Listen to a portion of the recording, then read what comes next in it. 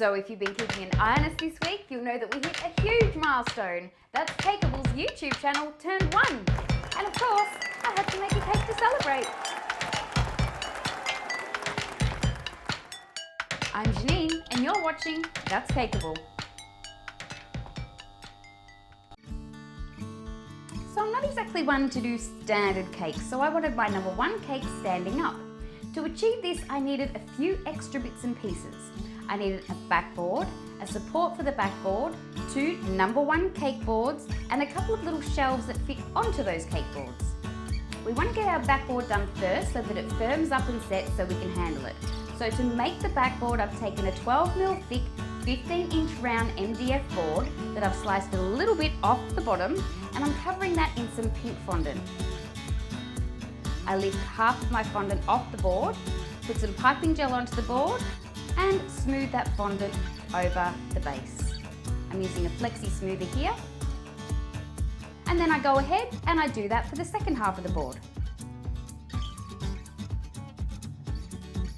I go ahead and take the excess fondant off, and then I set that board aside to dry.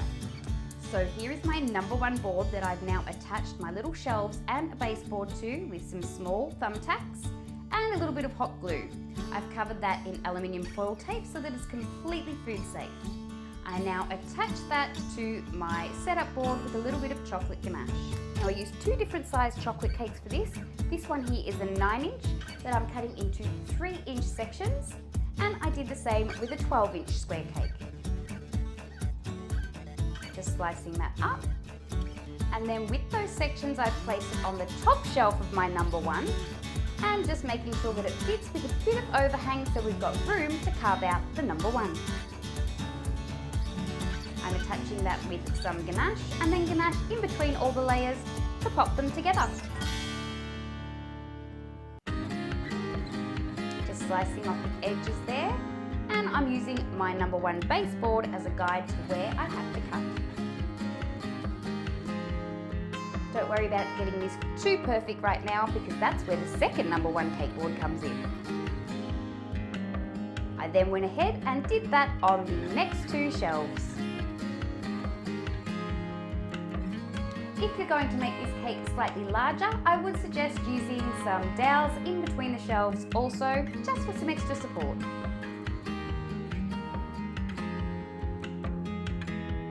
Now that our number 1 is filled up with all our delicious chocolate cake, I go ahead and trim off all the edges, starting to shape it into that number 1. I also take my knife and I level off the top of the cake so it's flush with those little boards that are sticking out from our cake board. Now I come in with our delicious silky smooth chocolate ganache, just to give this a quick crumb coat. Pop that aside to chill. Now here's where our second number 1 board comes into play. I place that on top of the cake, and I use that as a guide to make sure that I get all of the edges correct, top and bottom, nice and straight. So here I am ganaching the outside of my cake using the number 1 board on the top and the bottom as a guide. As you can see, using the baseboard and the top board as a guide makes it much easier to get nice straight lines. Once that's done, I chill it again for about 10 minutes. I take the top board off, and then I come in with some more chocolate ganache and level out the top of the cake, making sure that you scrape off any excess ganache from the sides.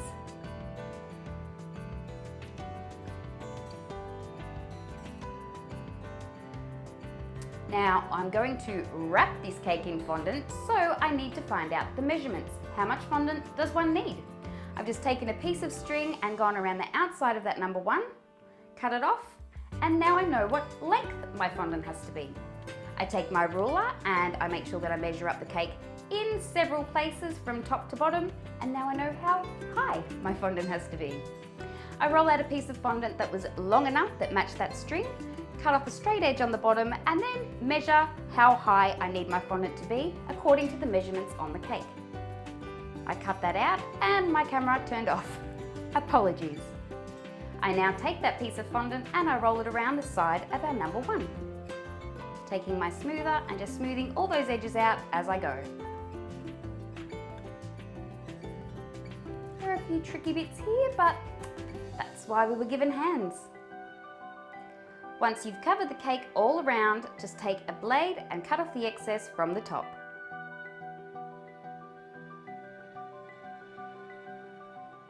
And that's the sides done. Now onto the top. I've rolled out the same yellow fondant, a large piece of yellow fondant, and I've just laid that over the top of my cake using my flexi smoother so I can see where the edges of that number are, and then I take that blade again and I cut off the excess from the top. Using my flexi smoother to get those edges nice and crisp. And our cake is now covered. Okay, so now I'm going to make some decorations for this gorgeous cake. I've taken some pink fondant that I've not rolled out too thinly, cover that in some plastic wrap so we get more of a rounded look from our cutter. Cut that out with a circle cutter. As you can see, it's a little more round than normal. And then to make the base of the balloon, I just took a teardrop shape of the same coloured fondant and scored some little lines in that. I cut that down to size, muck around a little bit to decide on what size and shape I want it, and then attach it to the base of our balloon with a bit of water. I went ahead and did the same with the blue balloon. Now I'm deciding where I want the placement of the balloons to be on my cake. Once I've decided, I made a line of piping gel where I want the balloon string to go. I add the string first, which is just a very thin snake of yellow fondant. Add that to the cake. I rolled out the top there so it wasn't too bulky under the balloon, and then I pop my balloon on top. And of course, go ahead and do that with the second balloon. I wanted my balloons to be super shiny, so I went ahead and I added some decorator's glaze to both of them. Now I'm going to make some confetti.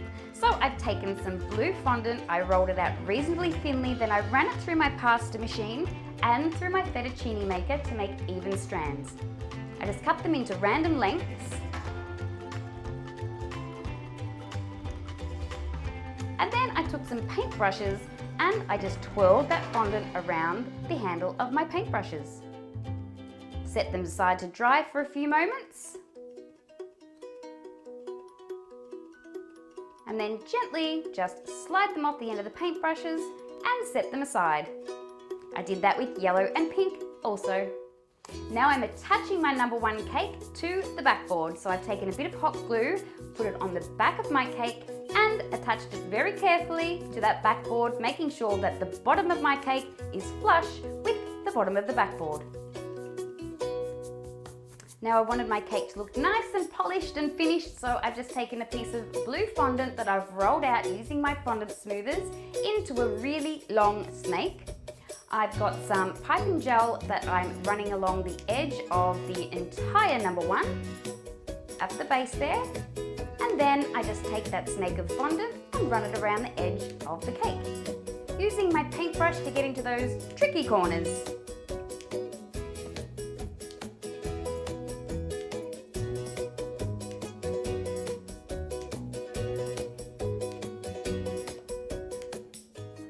I then just took a blade, you could take a small ruler, push that up against that fondant snake just to make sure that it's nice and flush with the cake and looks nice and straight and finished. There it is, just makes that little bit of difference that makes all the difference. Now not only do we want this cake to stand up, but we need it to do so securely. So I've taken a piece of timber that I've attached a bracket to, and then I just drill a screw through the other side of that bracket into the back of my baseboard, with a little help from my friends. And of course, the last thing I had to do was attach the gorgeous confetti, which I did using piping gel, just in random places all over the cake. I added a birthday message to the top of our backboard, and my cake was done. Happy first birthday, that's Cakeable on YouTube.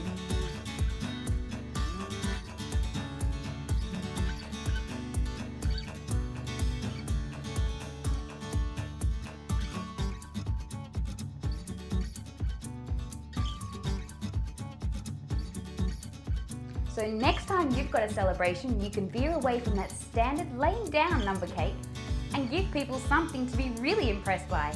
Make it stand up. I loved making this cake. Now, was I scared? Yeah, maybe a little bit when I started, but it really wasn't that difficult. Just a little bit of patience few power tools, and a little know-how, and you too can create an amazing standing number cake. Now I have to send out a giant heartfelt thank you to all of you out there.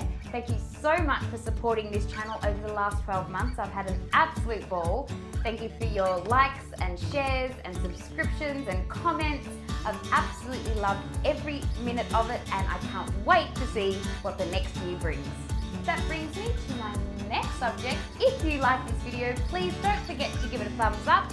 And if you haven't already, don't forget to subscribe to my channel and hit the notification bell down the bottom so that you are notified every time I upload new content.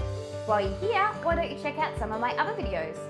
Thank you so much again for watching. I will see you next time, and until then, don't forget, go and get your cake on. Bye.